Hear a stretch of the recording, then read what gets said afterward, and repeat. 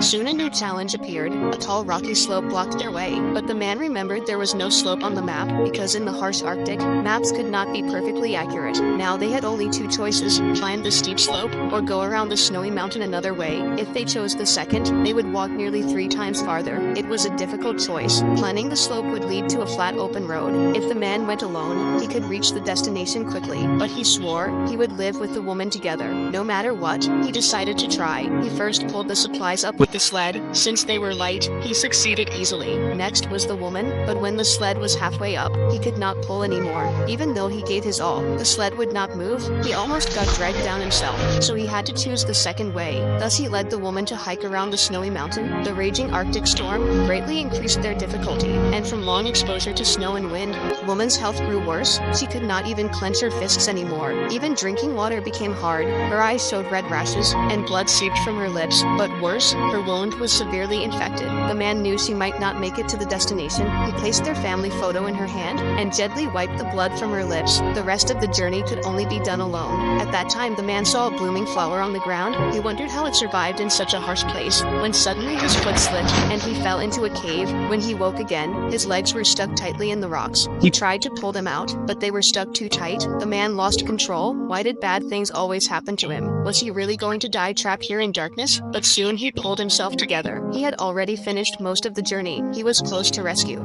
No matter what, he could not give up here. Even if he died, he would die on the road. He used all his strength to pull his legs. Over and over the man endured, the pain of his thighs tearing, until he finally pulled free. But he had no time to treat the wounds, because the urgent thing now was to escape the cave. Fortunately, he soon found an exit. Then the man hurried without delay and returned to the woman. He wanted to take her gloves, but her hand gripped tightly. He turned and saw she was not dead. Her condition had even miraculously improved. He could no longer hold back his emotions.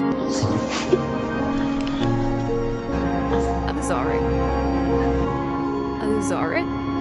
The man decided no matter what happened later, as long as she still had a breath, he would never give up. He treated his wound with ice and snow, then limped while taking the woman forward again. Although he did not know what lay ahead, the man believed light would eventually shine on them. After more than 10 days of hardship, they finally went around the snowy mountain. The man threw away all supplies, ready to use his last bit of strength, but just then, a helicopter appeared in sight. He could not believe it and ran down, pushing the sled and the woman up with all his might, then immediately began calling for help. The man took out his last glow stick and waved it with all his strength, but his cry for help was so small in the snowy mountains, before they could hear, it vanished into the air. He knew both of them were injured. It was impossible to reach the research station. This helicopter was the only chance. He lit his cotton coat.